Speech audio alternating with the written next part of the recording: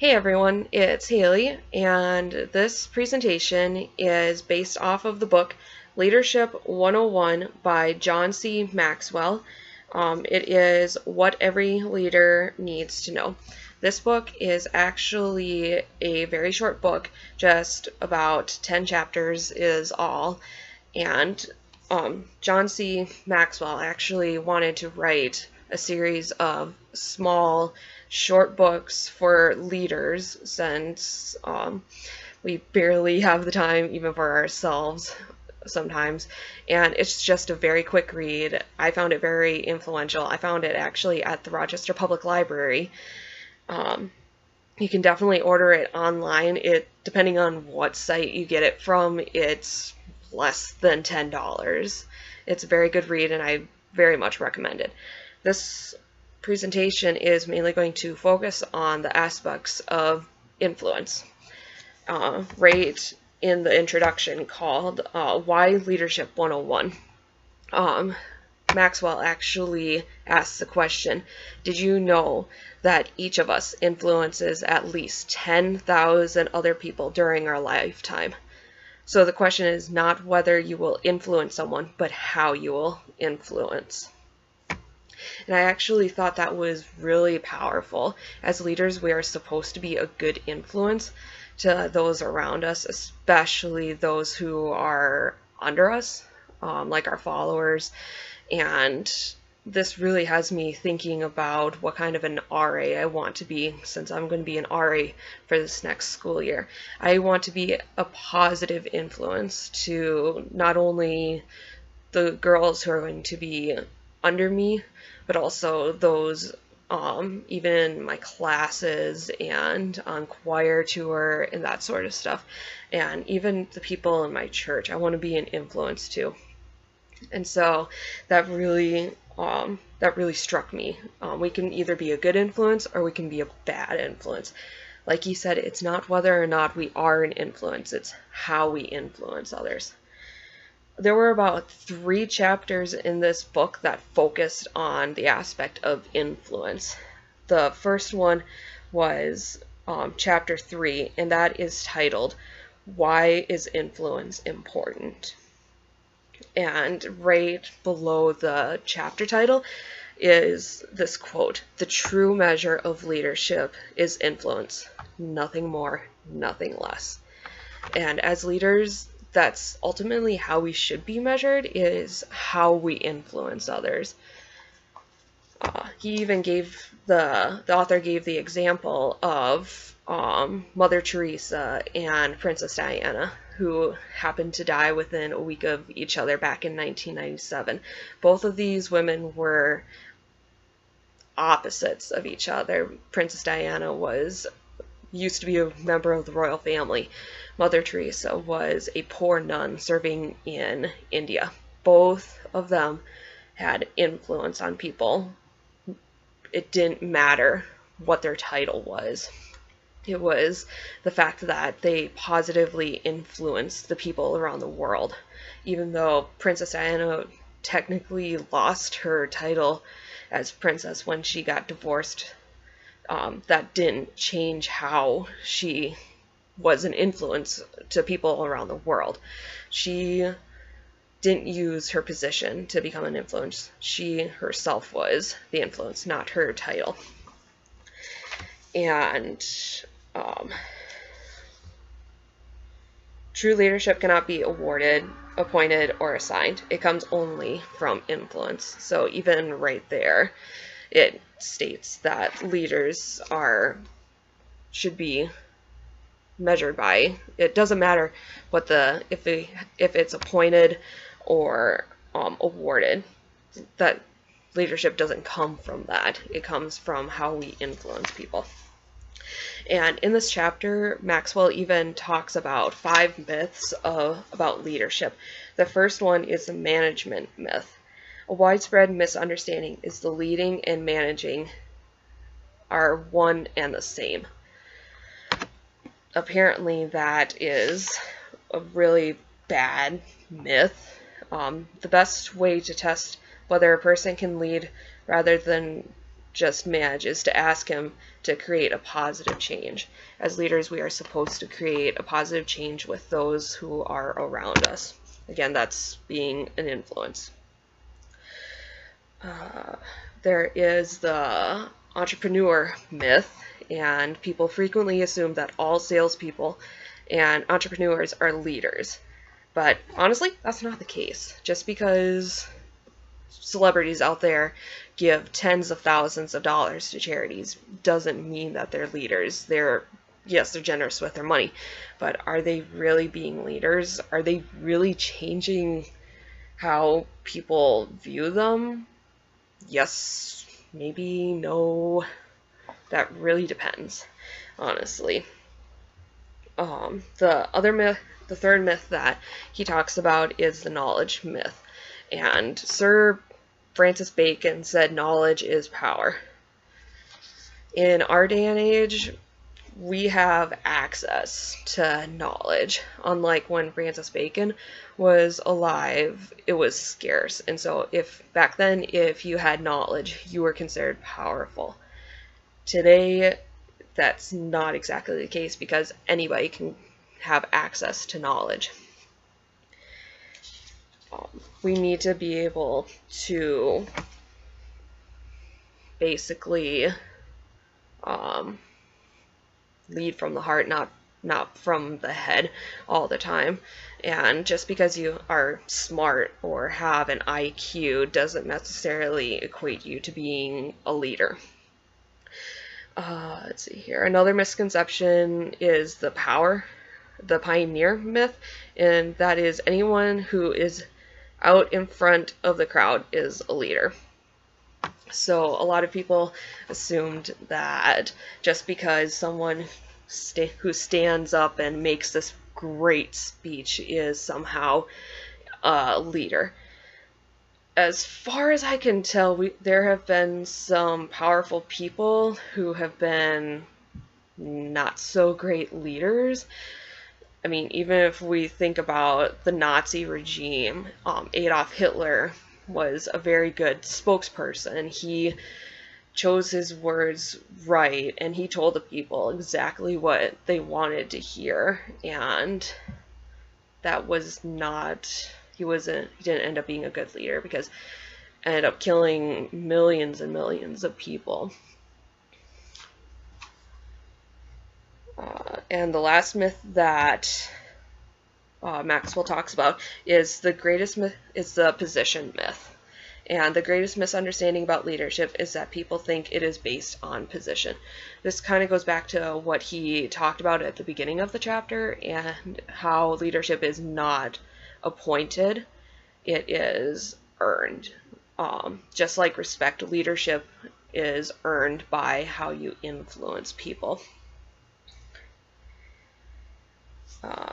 And another thing that he talked about in this chapter is who is really the leader. Basically, it all goes back to the influential part. If a leader is influential, a good influence especially, he is most likely to be viewed as a better leader.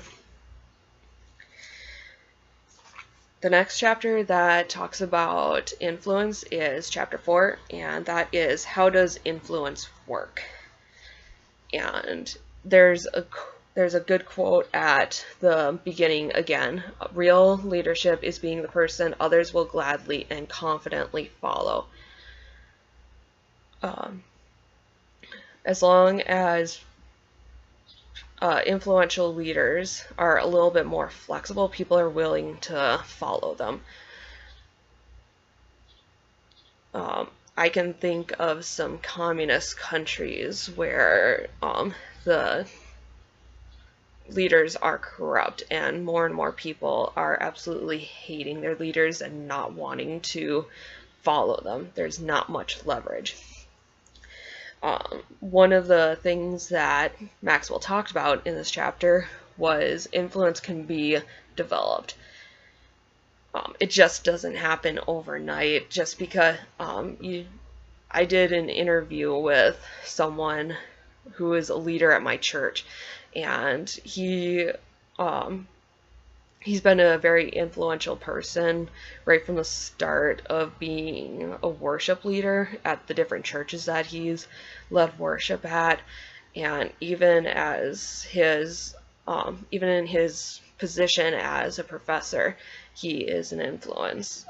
There was one day where he was working with a student on a homework assignment, and he called something out on what she was saying because it didn't line up with what was actually going on in her life, and told this student to come back with a different song because she was studying music and composition, and she ended up rewriting the song about how she actually felt. And at graduation, she actually said that this professor was actually an influence, and she greatly appreciated the fact that he called her out on that. And he even said that he didn't wake up that day and thought to himself, oh, I'm going to change this person's life forever. No. Leaders don't strive for that. It just happens. There are actually different levels of leadership and influence. And Maxwell writes about position, permission, production, people development, and personhood. We need to have all 5 of those levels in order to be a good influential leader. Although I do have to mention that the position is like the base, and then everything is built off of that.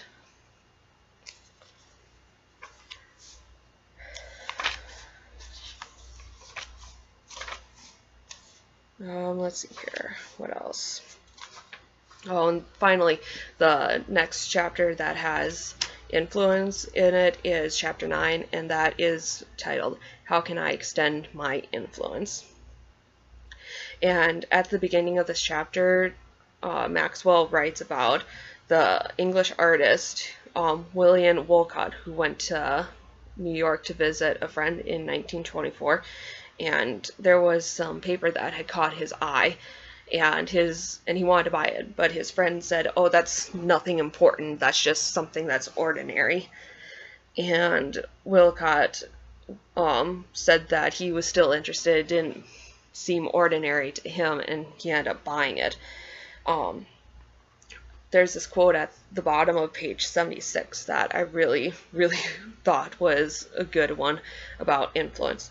People under the influence of an empowering person are like paper in the hands of a talented artist. So those leaders who are influential and are basically know what they're doing and how they know that the best way to get followers is to be a good influence to others. They are the most likely to be able to empower others and being an example to those around them.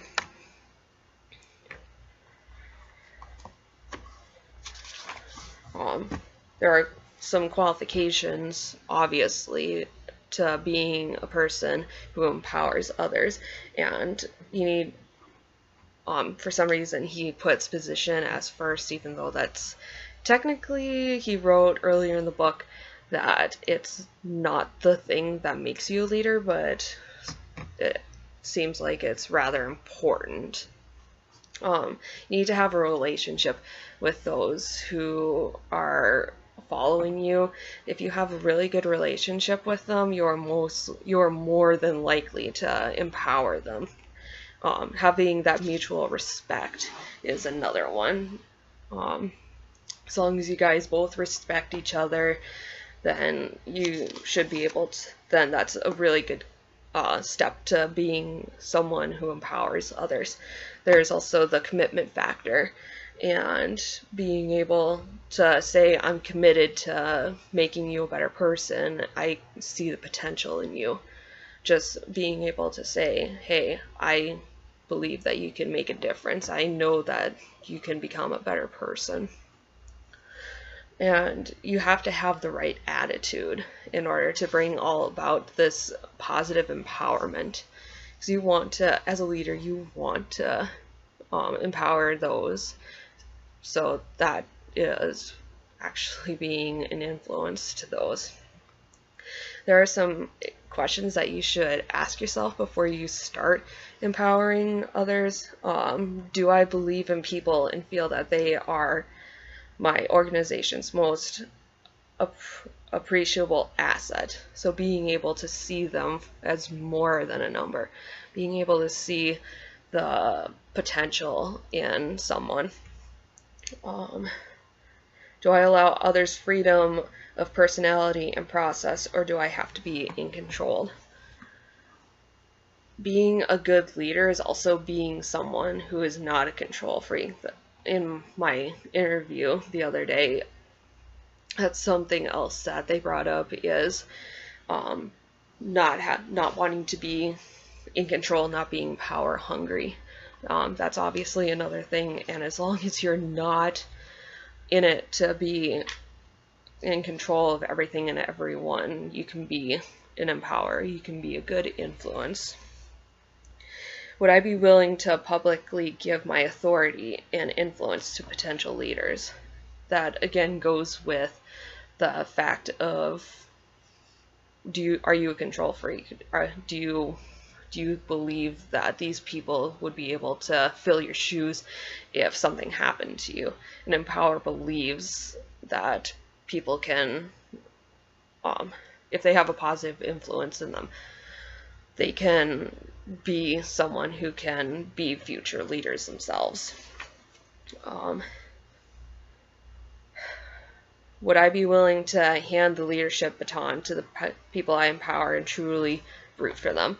As an influential person, you want to be able to say, I want you to be a better person. I want you to be a leader. I'm willing to cheer for you if you get into a leadership role, instead of tearing them down and being scared that they're going to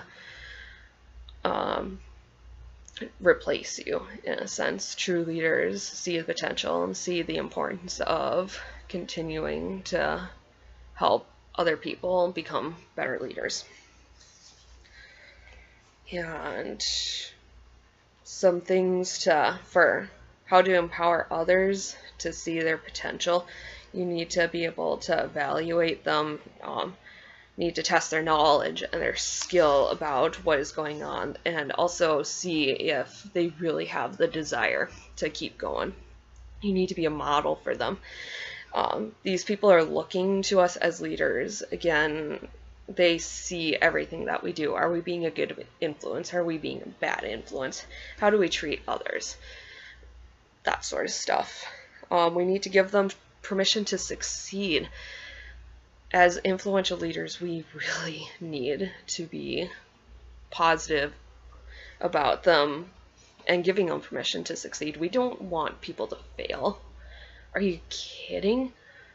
As good influential leaders, we need to be able to say, yes, I want these people to succeed.